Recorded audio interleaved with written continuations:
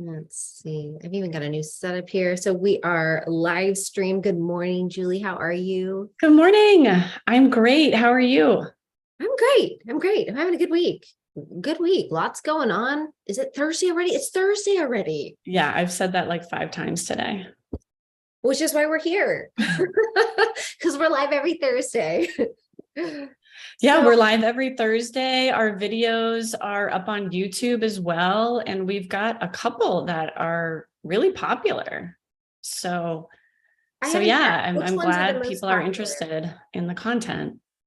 Yeah, I haven't checked which topics have been the most popular so far. So there's one video that's doing really well. It has over 600 views now, and it's about 3 key strategies to present your case to the judge. So how to talk to the judge is Mm-hmm. popular. Mm-hmm. And I can see why. It's really Yeah. intimidating. And there's all these preconceived notions about what you should say or how you should be with a judge based on what you've seen on TV and in the movies. And that's not always applicable to the actual courtroom. Mm-hmm. Absolutely. It's interesting you say that. So I was talking to one of our Win Without Law School members yesterday, and he was talking to me about how they're working with an attorney and also in Win Without Law School, which is not necessarily an angle that I had considered, but they love being part of Win Without Law School and learning about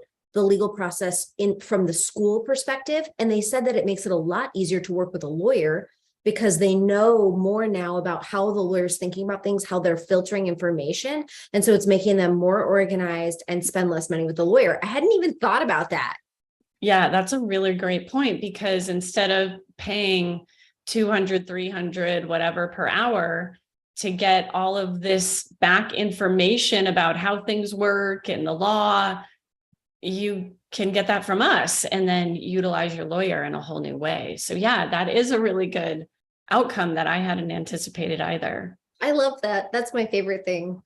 So, for those of you who are new and you're just joining us, I'm Billy Tarasio, Arizona family law attorney. This is Julie LeBenz, Arizona family law attorney. She has a practice in Sedona. I've got a practice in Phoenix.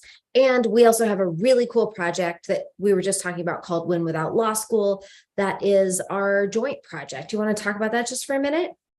Yeah, so Billy and I have been practicing law for just about the same amount of time and have always had this unique passion individually, like not knowing each other, about trying to make legal services more accessible to everybody, trying to break down barriers between good legal services and the high cost that's traditionally associated with that, and really starting to focus that attention on family law, because family law is unique from other areas of law in that it goes on for decades if you have children in common. Yeah. So, sure, if you don't have kids, you can just get divorced. And if you divide all your property and everything works out, that could be the end of it. But maybe not. There could be an ongoing spousal maintenance thing. There could be ongoing enforcement issues with the property. And I mean, I'm sure you've talked to some people, sometimes that all unfolds over years. And so you've got that. And then with kids, depending on when your relationship ends, you could have 10 plus years of co-parenting. And there's just so many issues that can come up. So what I've heard quite a bit from people within Win Without Law School is they're like, look, I already spent 15 grand on an attorney when I got divorced. Yeah. But now we're having these co-parenting issues and child support and this and that. And I don't have another 15 grand. Right. So people are finding, whoa, this is a new avenue to step up, really, these are issues that are so important about your kids and your property and a spousal maintenance, and finding a way to really empower yourself through the court system. So throughout the years, Billy and I have each tried to figure this out and make different offers. And it's been a tough market, but things are different now. People are used to online learning. There's all these different platforms. And the courts have really stepped up and provided all these forums and have encouraged people to, be able to navigate this on their own. So this is a time where there's all these different resources and people are in a different place, but there's nothing that really brings it all together.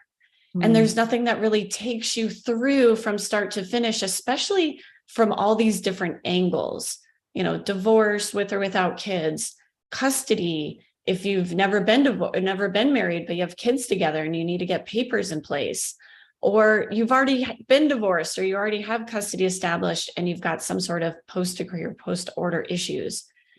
And then orders of protection, all these other angles that we look at. So it's very comprehensive, and it's very different in that with all the other stuff, you're really alone, just trying to figure it out. And this is so different. And I know that that's something you're really excited about, Billy. So talk about like how this is different from just the total DIY, figuring it out on your own. Well, for a long time, DIY was about forms? How do we get you the correct templates? And I spent a lot of money creating a software that would allow people to get templates, but that's just not what it means to go to court. So you were saying that one of our most popular videos is how to tell your story to a judge. That type of education, you're just not going to get from a template. And it's crucial.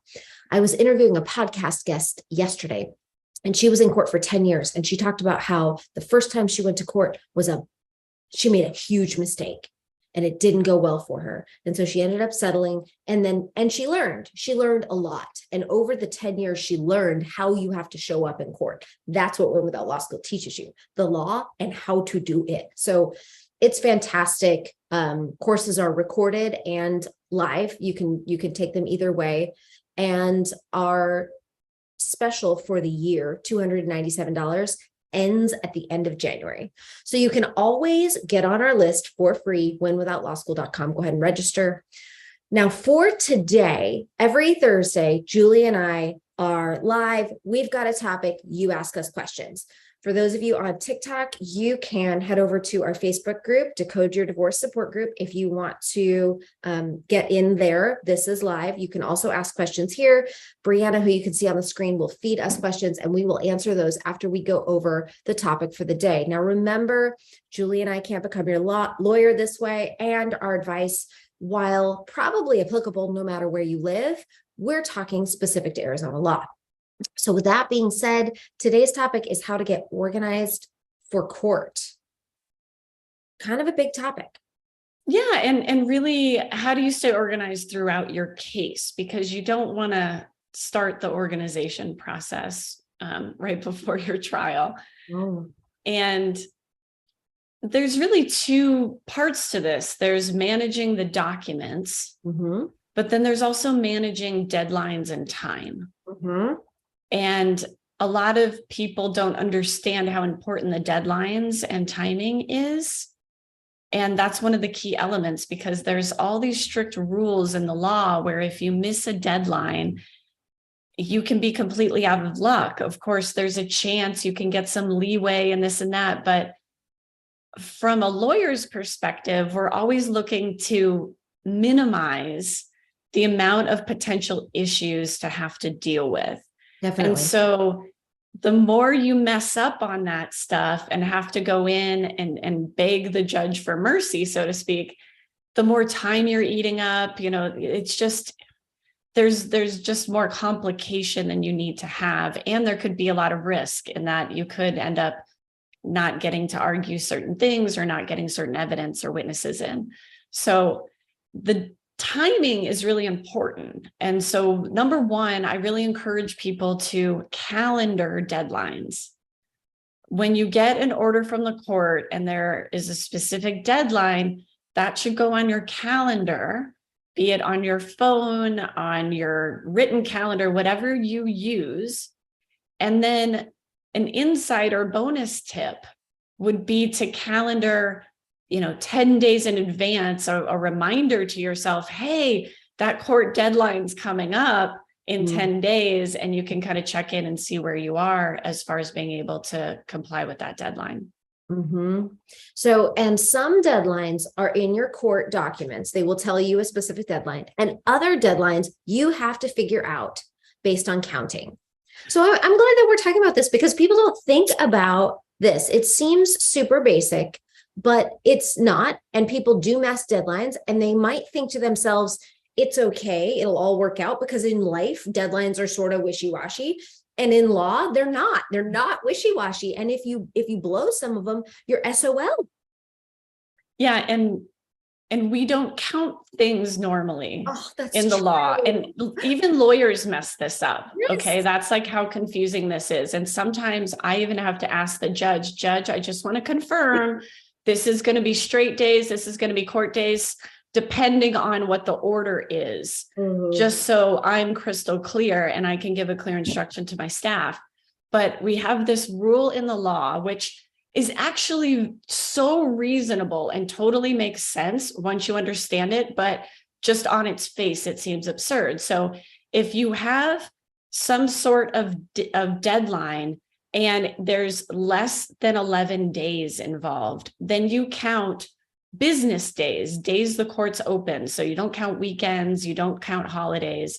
But if it's longer than that, then you count straight days. So often there's these deadlines, in particular in family law, that are 5 days ahead. So you'll get a court order for an RMC and it says, hey, you need to do all of these things 5 days ahead. Right. So how would you count that 5 days? So I would count those as business days. Exactly. Because it's less than the 11. Right. And so you would count it as less than that. But I've encountered lawyers that count it just the straight days, or, count it differently. And then you've got not quite accurate. That gives you an extra 5 days for mailing, like a grace period. And there's some lawyers who always calendar their deadlines as their deadline plus 5 days. Like, oh, and so you probably have heard the basic, like if you're served with a petition, you have 20 days to respond. If you're within the state, you have 30 days to respond. If you're out of the state, if you receive a motion, you have 10 days to respond. So that would not be calendar days. That would be business days. Then you've got deadlines like all discovery needs to, or, even though your initial Rule 49 disclosures are due, is it 45 days after 40 days after the response is filed. So that would be calendar days. Now that's one of those deadlines that's a little bit wishy-washy. But then the other deadline that you'll find is the final disclosure deadline before trial, which is usually 30 days. That might be in your minute entry as a different day. So the courts can always change their deadlines, but if not, you can look at the statute. It's incredibly confusing. It is. And because it's so confusing, if, just another potential insider tip is I would calendar a few days before as the deadline and just go with that. So you're early and there's no question and it's just done and that's it. Right. I know maybe some people are like, oh, but I want the elements of surprise and I want the other side to know what I did. And well, then file it and then, mail it 2 days later. There are ways to still preserve, that document strategically while abiding by the deadlines and abiding by the rules. But the calendaring can be really confusing. And this is also, if you're in court and a date's getting set, you do have the opportunity to get clarification from the judge, especially now that you're aware of these distinctions between, oh, do I count just days the court's open or do I count straight days? You can always ask the judge for clarification as deadlines are being set, because the judge wants you to understand and know what the actual day is. Turning from deadlines, let's talk about evidence. There are different schools of thought here. I will tell you, in my particular case, I do not keep a log of every piece of potential evidence for my trials. I keep only massive issues, and then before trial, depending on what's going on at the time, my strategy undoubtedly has to change because the judge might have changed, things might have happened, like family law is just a moving target. And it's at that point that I start with what's my strategy, what am I arguing, and then I pick my evidence after. How do you do it? Yeah, exactly. And we talk about this in depth in the trial skills course in Win Without Law School, because this is complicated. Okay. And this is real lawyer stuff. This is what, we go to school for 3 years for, and then practice for however many years. But I start the same way. I generally start with identifying the law that's on point for that particular issue. And then I start piecing together the facts in the case that support my requested outcome under the law. And then I start to piece in, okay, what documents or witnesses or evidence do I have to prove all of this? And it's that kind of 3-step analysis. And then you're kind of going back and filling it in. And then, of course, starting to draft your trial questions from there. Mhm. So it's kind of like putting a puzzle together and seeing that all the pieces fit. Mhm. And it's really key to do that, because when you get to the trial, you're going to have a limited amount of time. Mhm. Even if you have a full day, it Mhm. is going to feel like it just flew by. Right. And when it's your turn to present your case, you need to be ready to go. And you're not just going to be able to be like, here's 50 exhibits. Okay. It doesn't work that way. You need to lay foundation. You need to go exhibit by exhibit. You need to get admitted into evidence. Now, as you have probably noticed, Billy, because you're on the rules committee, there's more and more emphasis in the Arizona Rules of Family Law Procedure to encourage parties to work things out ahead of time, to stipulate to exhibits, Mhm. to stipulate to witnesses, to really cut down on trial objections, which is sound, because there can be a lot of nonsense and game playing. And this really tries to focus it down. Okay, what are the real things that the court needs to look at as far as objections? So if you can work the system the way it's set up to get as much of your witnesses and evidence pre-approved, so you don't have to go through the whole admitting every exhibit, then yeah, you might be able to be like, okay, I have this stack of 10 exhibits. We've agreed to these. And now I'm going to start talking about each of them and move through your case pretty efficiently. Mhm. And some areas are easier than others. If we're talking about child support, you know what you need. You need proof of income. You need proof of insurance costs for your children. You need proof of childcare costs for your children. You need proof if you have other children. That's it. You can gather that in the beginning. And let's just talk about how to organize things for a minute. One folder should be everything that the court has, everything legal.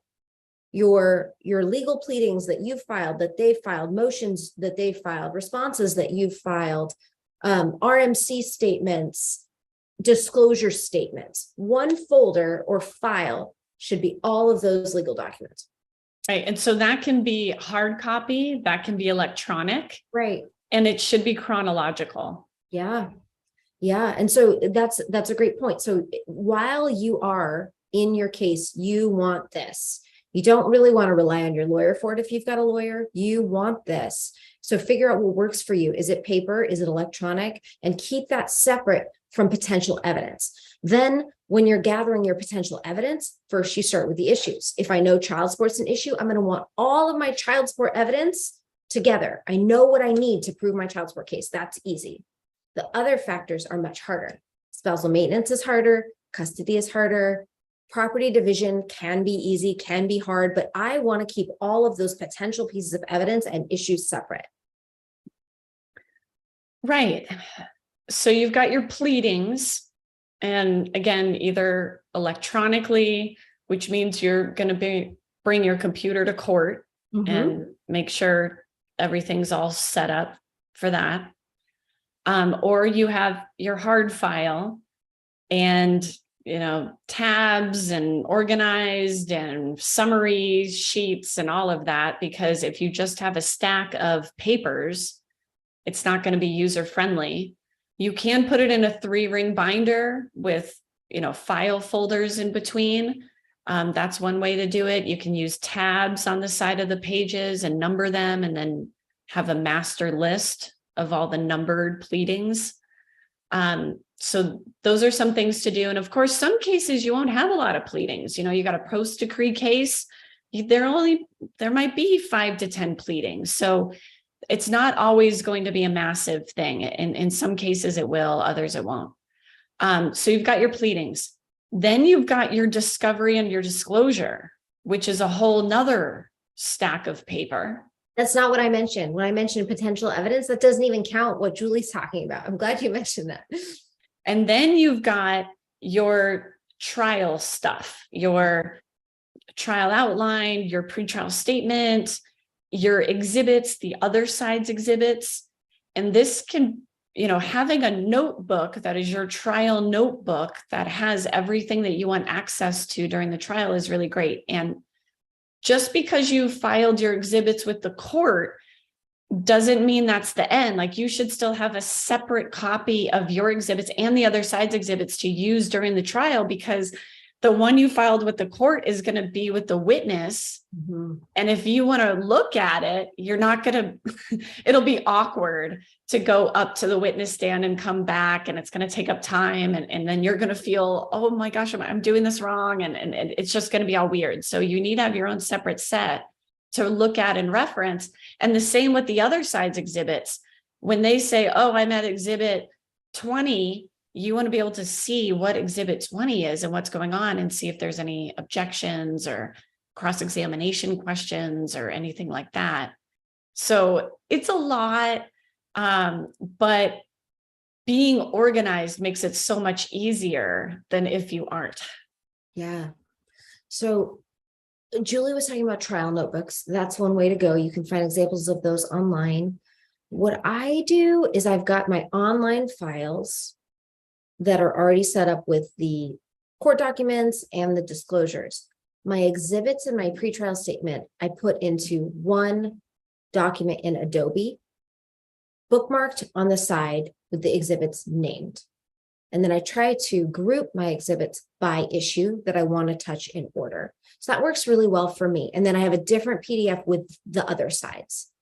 Then I always have a separate monitor so that I can see my exhibits here, and I can get to whatever files I need to get to in my, we use Box, but you could use Dropbox, you could use Google Docs, you could use anything like that. So that's my preference on how to stay organized and know where things are, because it's such a challenge. Now, you use a trial notebook, right? Yeah, I mean, this is where you'll need to make this decision. Are you managing your case electronically, or are you using hard documents or some sort of mix? And then, of course, move forward from there. But just with each document that comes in, adding it, organizing it. And then something else that's really key that Billy talked about is, as you're getting together your master list of exhibits, organizing those exhibits by issue. And I've even seen lawyers that don't do this, and it makes things more complicated because you're all over the place with your exhibit numbers, and did I leave something out? And it does make it more challenging. And so the easier thing is, it doesn't matter in what order these were disclosed, but taking your exhibits and then going, okay, everything that's related to our marital home, I'm going to do those 5 exhibits first.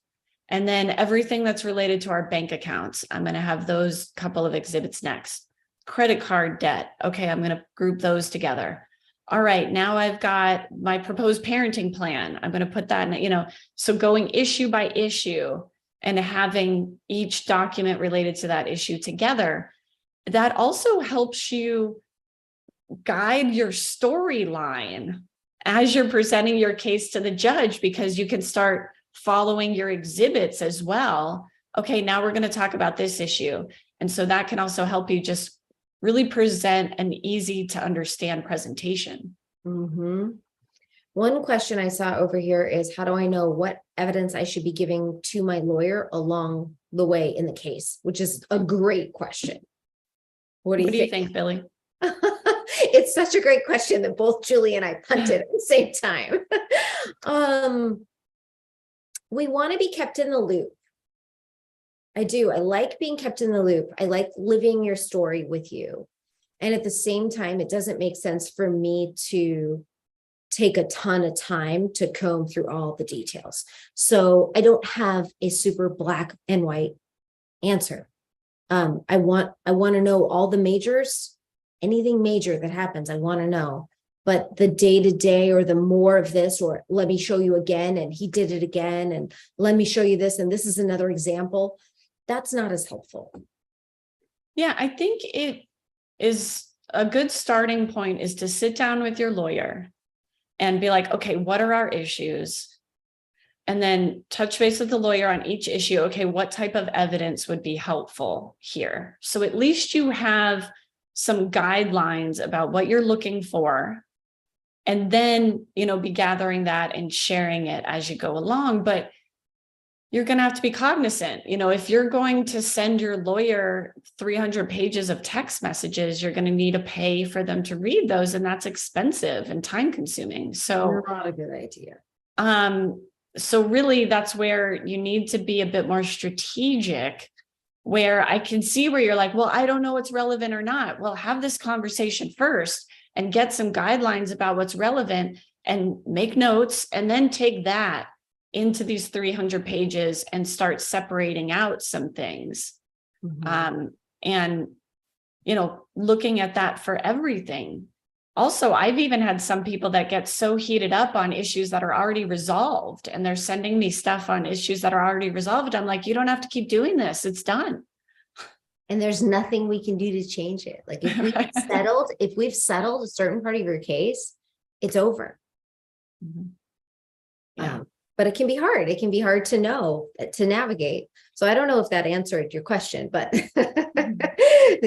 there's no bright line. You just want to be, I guess, cognizant, and it's all about the strategy. You're better off having strategy meetings with your lawyer to determine what you should be sending than sending everything. Yeah, definitely. Anything else we want to talk about on organization before we dive into these lovely questions?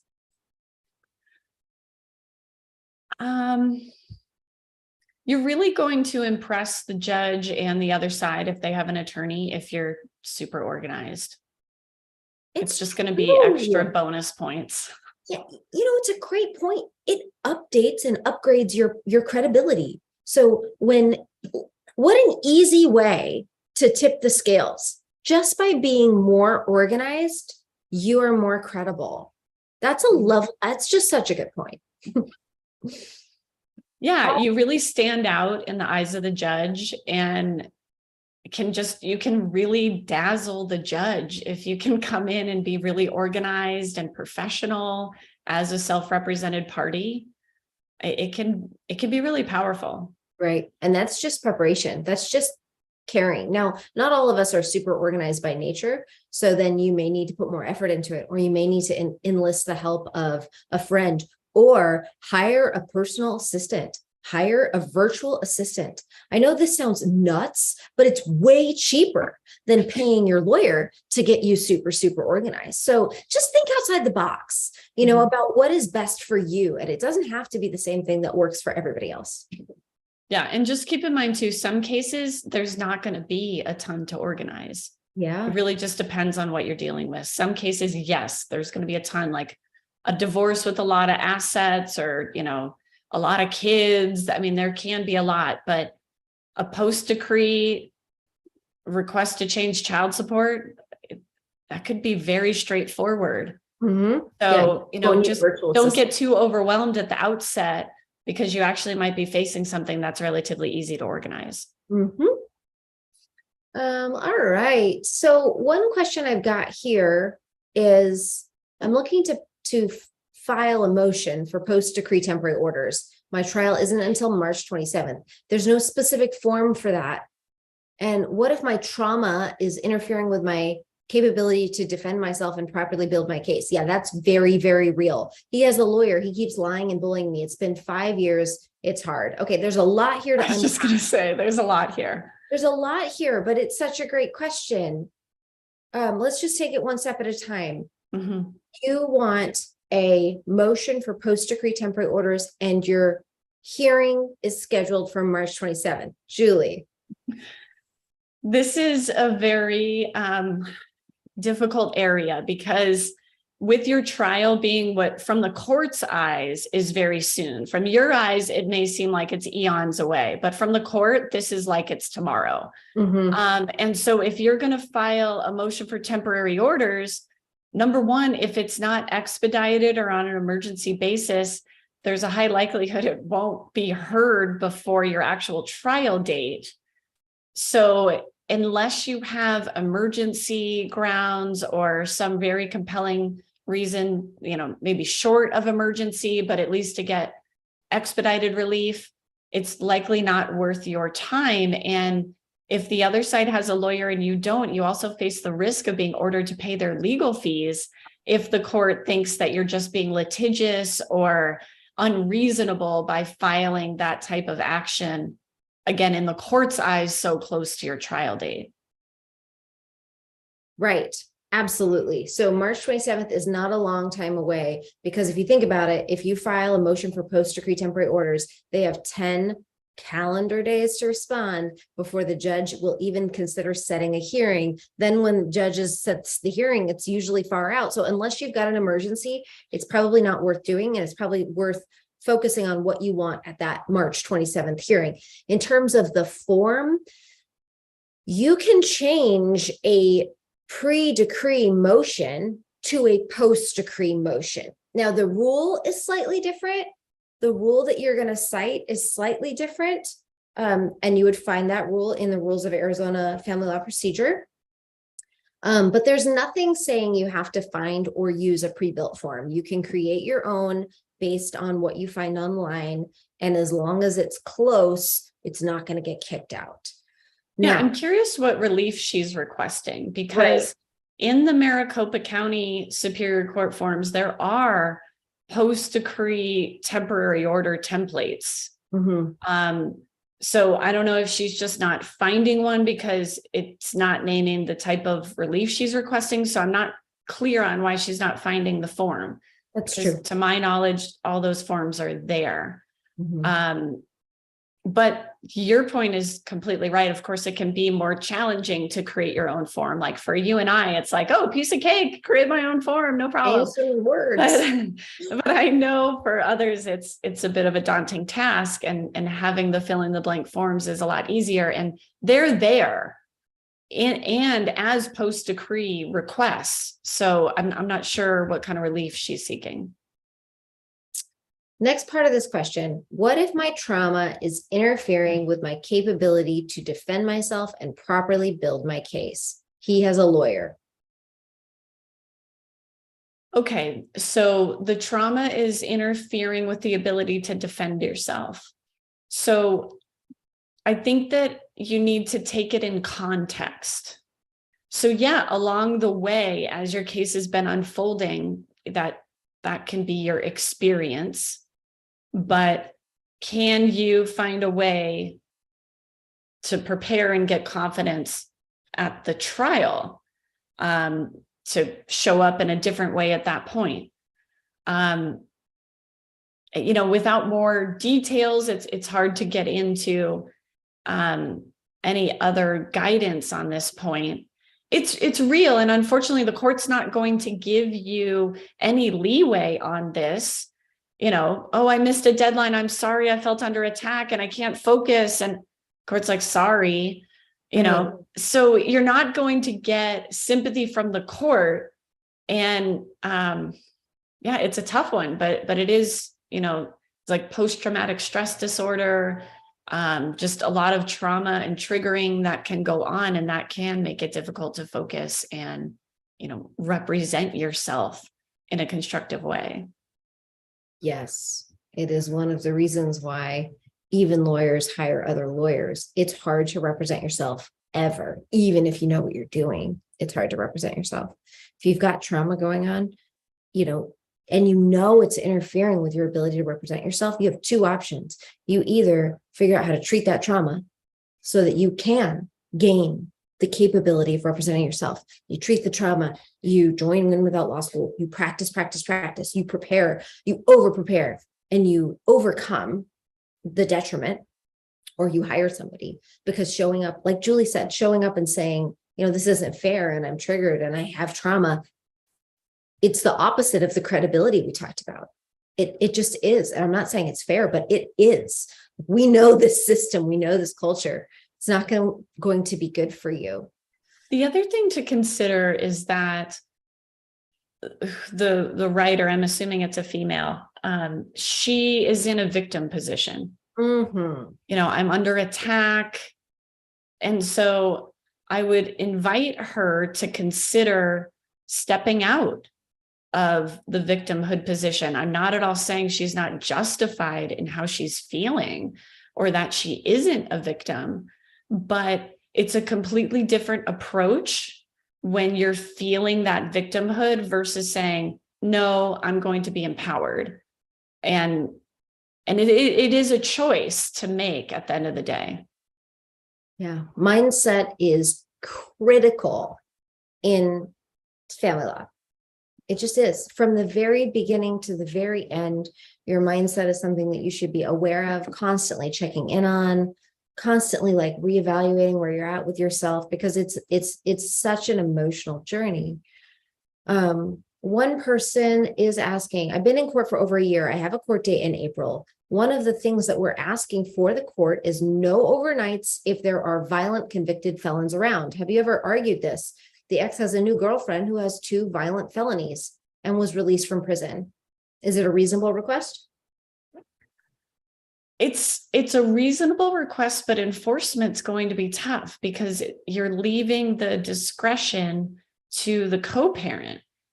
You know, enforcing this, it's tough. So I take issue with the languaging of the request, because if I would assume there's already a very low level of trust between these co-parents. And now you're saying, okay, you need to give me full disclosure when you have your girlfriend around. Yeah, it might be easier to get an order that says no overnights with the girlfriend. That's pretty specific. Everybody knows what that order means. And other violent felons, but even like what's violent, you know, like it's not specific enough to enforce.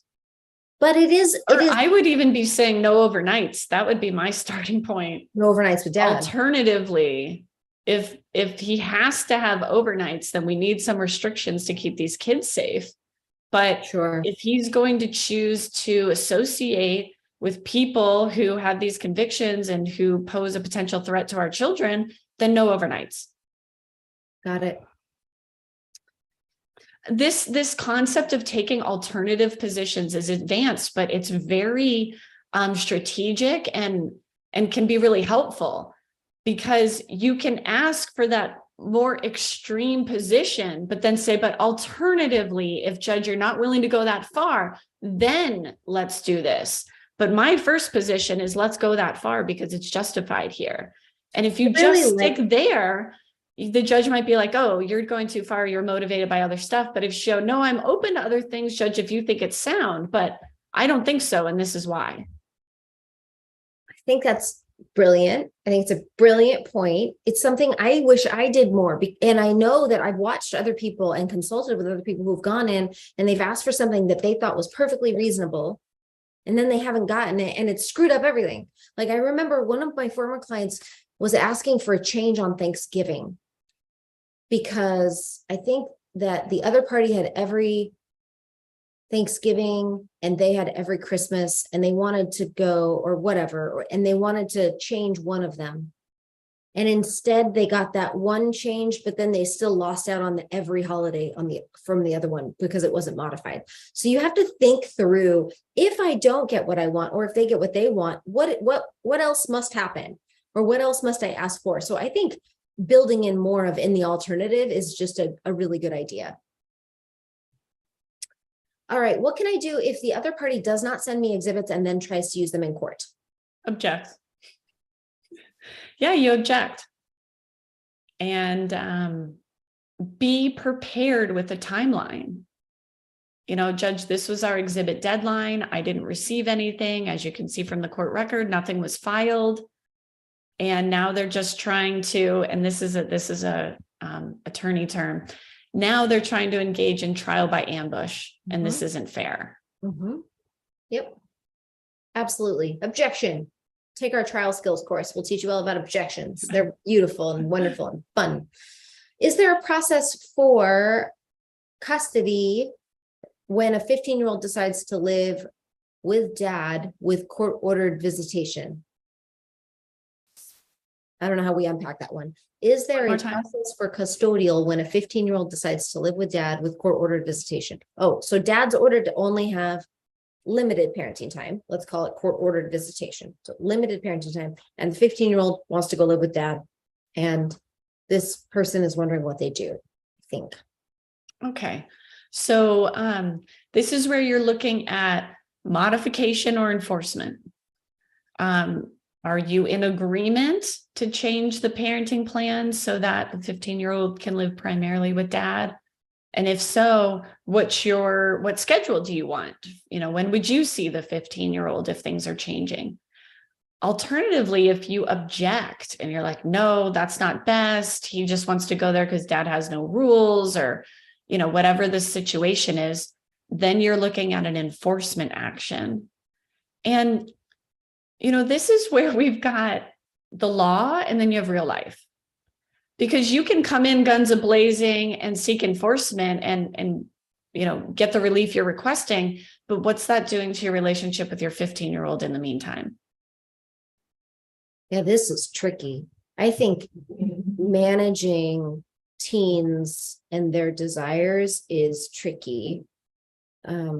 It's one of the reasons why it's so worth it to figure out how to change your relationship with your co-parent from what it was when you were married, when you were, you left your marriage as enemies, and now you have to have this whole new relationship with this person as a co-parent.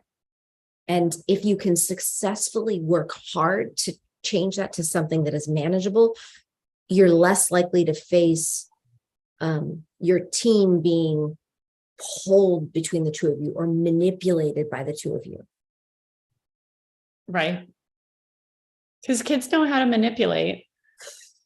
And so with this situation, can you open a dialogue with your co-parent, with dad, and what's best for your kid, and how do you guys want to navigate this together? And are you a united front or are you not? And if you're not, what are the main points of dispute? And then you're at a decision point. Do I want to relent, or do I want to take it to court and enforce? And most of the time, I do not suggest modifying a court order until you try it. So if there's a court order in place, and this person came to me as a client and said, my 15-year-old wants to go live with dad, and I don't know whether or not to allow that, and she was inclined to allow that, I would not go change the court order. I would say, let's try it. Yeah, that's a good point. Let's just see what happens. You don't have to change a court order to change something between the two of you. And many times it's better if you don't. So long as you're in agreement. So long as you're in agreement. So long as you can't unilaterally change it. But right. If you guys are in agreement, yeah, you can temporarily change your parenting plan upon agreement. I've been served with a modification for legal decision-making, and now the mom is scheduling urology appointments for the child. Can I use this? I don't know. Scheduling medical appointments. What's going on with the kid? Does the kid need urology, that's a pretty specific type of doctor. So sounds like the child has some sort of specific need. This is, I'm going to go out on a limb a bit here because I don't know more of the details, but this is what I'm hearing here is like this game of cat and mouse, like, can I get ya? And it's more like, can you stop being focused on getcha and just see what's going on with your kid and have some communication? And, is this some extreme thing where it's, the co-parents trying to make the kid sick and trying to build up something in the medical records against you? Like, is there something sinister, or do you guys just need to communicate about your kid? Yeah. And if I have a parent that's sitting in front of me and they really want to get their kid a certain medical treatment, they think their child needs a medical treatment, there is a sense of urgency from this potential client about why they want to get this treatment. I would often advise, why don't we file for modification and then go ahead and move forward? You're less likely, I think that person is less likely to be in trouble for a violation of legal decision-making if they've put the court on notice that it's so important to them that they've requested a modification. So I don't think this is going to help you unless you can somehow, we've now got a legal decision-making disagreement.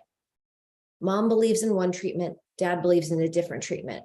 And now, somebody needs to be able to make a decision, and that issue is going to go before court. I doubt the fact that one person has moved forward with an appointment, scheduling an appointment will end up hurting them. Sounds like it's just part of the situation that needs to be resolved.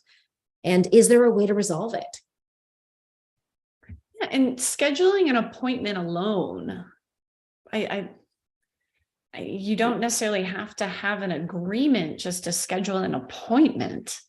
This is a great point. Let's talk about this. What can you do with joint legal decision making? Can you go ahead and schedule your child for an appointment? Can you take them to that appointment? I mean, I think there is a lot of gray area. And a lot of this gray area stuff the court doesn't get involved in because it just happens and gets resolved and you move on and people don't take it to court.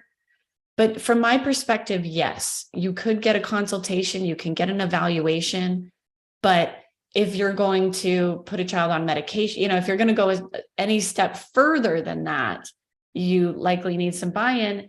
And then also doing the appointment, you likely need to inform the other side of what you're doing. So you don't necessarily need to get their permission, but you'll need to keep them in the loop with what's going on. And, if there was a diagnosis or a proposed treatment, sharing that information with them. Yeah, these are hard. I hate it when I see parents disagree about medical treatment because sometimes they're really, really hard decisions. You've got a kid with a behavioral health issue. I've got one mom who has a child with a very complex behavioral health issue. It's ongoing, it's hard, and the parents don't get along. Somebody's got to have final decision making. Somebody's got to make decisions about this child's medical needs on an ongoing basis. With the urology appointment, I don't know. I had one child who was bedwetting for a long time, and we went to the urologist and got an ultrasound. It ended up being nothing, but that's the type of reason you'd go to a urologist. If that's the type of thing we're talking about, it's hardly worth fighting about. So it's just hard. Okay, I am a single mom. Dad is not on anything. It's been almost a year. He's never seen his son. How can I protect myself and my baby? Well, you have rights to the child at this point. So I guess it depends on what you're wanting. Are you wanting to get legal orders in place to terminate his parental rights so that he can't get involved in the child's life? Or are you looking to get establishment papers in place that award you child support, name him as the father, set out a parenting schedule that you're comfortable with? So you're at kind of this crossroads of what do you want from him as a father at this point? Some people have a really hard time living with the uncertainty of when might this person show up and ask for parenting time. And they cannot live with that uncertainty, so much so that they go ahead and they petition to establish, even though they don't want this person to have parenting time. I don't usually recommend that. I usually recommend, not in every case, that you just let it be.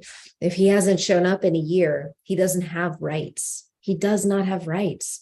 Let's say you get married and you want to do a step parent adoption. All you have to do is provide that person notice. You don't even have to terminate their rights. You just have to provide them notice, and then you do a step parent adoption. So if you establish those rights right now, you're making it harder for yourself to have freedom and choices moving forward. Now, you might need child support, like Julie said, in which case you got to go get child support. If you're on state benefits, I think the state will go after them for for the money, and then you don't have a lot of choices. So I guess it's just important to understand the consequences of whatever decision you make. And you may want to get a consultation to determine what are the pros and cons of each of my options. My cousin had a baby. The mom doesn't respond to his weekly emails for parenting time. He filed, but can she get in trouble for not working with him? I mean, what does it mean by getting in trouble? There isn't, some sort of, police force or something that comes in and arrests her. And, there's nothing like that.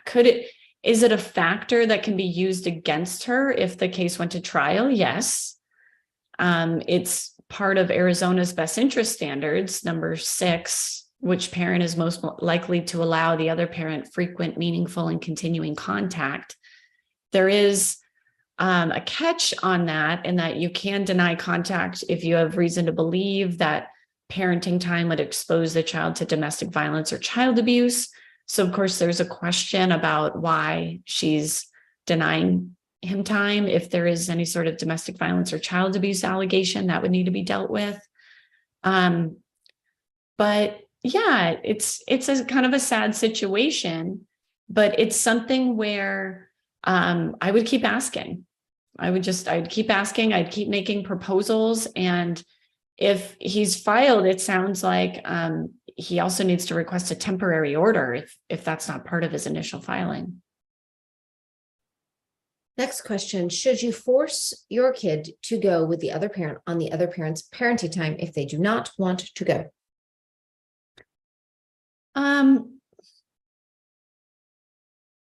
Yes and no.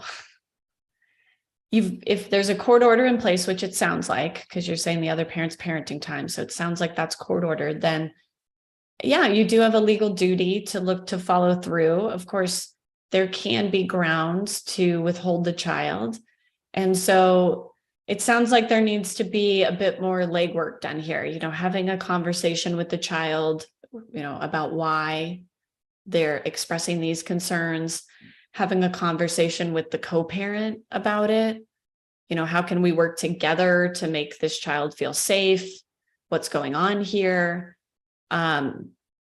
So I think if you just take it at face value and you're like, oh, Johnny doesn't want to go, so that's it. I think that's a bit problematic. You're going to need to get more details. Why does Johnny not want to go? What happened the last time he was there? Also consider getting Johnny in counseling so that there can be an independent third-party evaluation of what's going on and why the child's feeling this way. Sometimes it's just a thing and the kid doesn't want to go for whatever reason. And then sometimes it's something more serious. And I want to take a minute and talk about this. If you are contemplating divorce or you're separated, but you haven't filed for divorce, the longer you wait to establish a regular parenting plan where the children start moving between houses, the harder it can be when it comes time to start establishing that parenting time. So I'm talking about 2 good parents, no alcohol issues, no domestic violence issues. And I don't know if that's your case, but if that's the case and the child just doesn't want to go, yes, you should force your child to go. And by force, I mean, you got to work together to make it happen. And if you are the parent who's leaving, or if you're the parent who's wondering, I don't want to force them, you could be making a massive mistake. Because from our perspective, we get to watch thousands and thousands and thousands of families go through this. And the healthiest version of a divorced family, based on my thousands and thousands and thousands of people that I've watched, are households where children are well adjusted and spend time with both parents and have loving, positive relationships with both parents. So it can be very hard in a breakup, and it can feel like I want to keep my children with me because you're leaving. And that's a mistake. You're not doing what's best for your children in that situation. And on the other side, and I know I'm on a soapbox, but I think it's an advantage that we have as divorce attorneys that not every family gets to see what this looks like. if you're moving out, you need to get a place that's big enough for you to have your children at with you. And you need to work really hard to make sure that they've got an environment that's comfortable. And it can be a hard transition. And it's one where the family, the faster you do it, the better, in my opinion. I don't know. Do you have any insight or any feelings or on this? Yeah, I think this is a really great opportunity for co-parenting. You know, how can the two of you work together to get your kid happy to be both places? And it can be a hard conversation to have, I'm sure. And I'm sure in a lot of situations, it's a no-go conversation. But for the vast majority of people, this is actually an opportunity to start working through this type of stuff. And just know, like, this is co-parenting. It's never easy. There's ups and downs. It's constantly changing.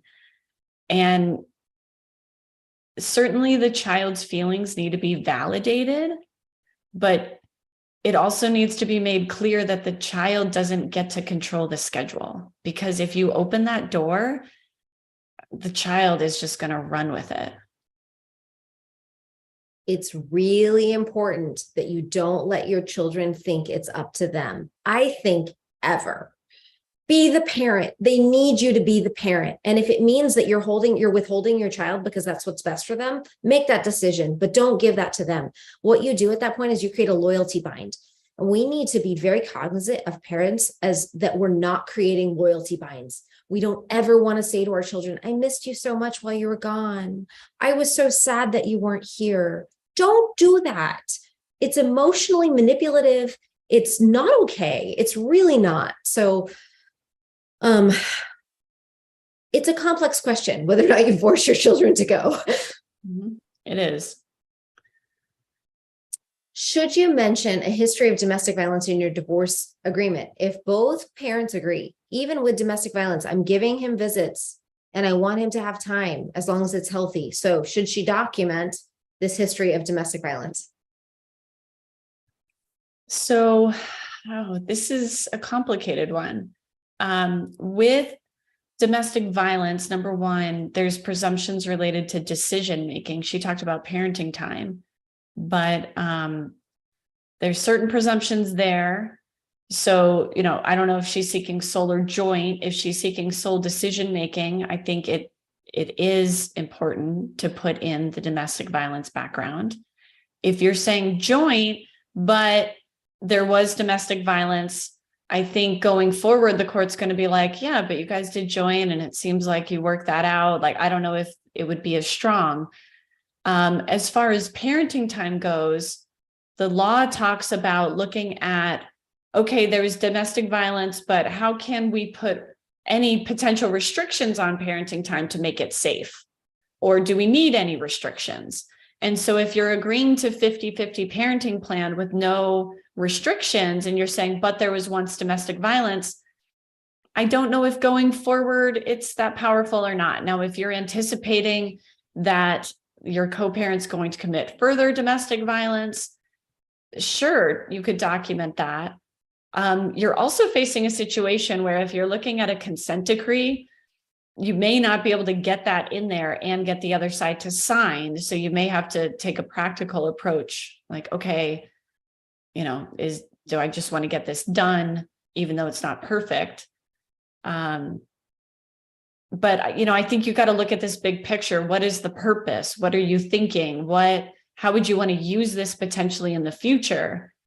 And something to keep in mind is the further away the domestic violence incident is in time, the less important it is in the court's eyes. Now, if, of course, it was something super extreme, maybe it's always important. But if it was a yelling argument between the parents and it was 5 to 7 years ago, for example, and then you try to bring that up, you know, 5 to 7 years later, and nothing new has happened, like, who cares? So there's really a lot of context to consider with that one.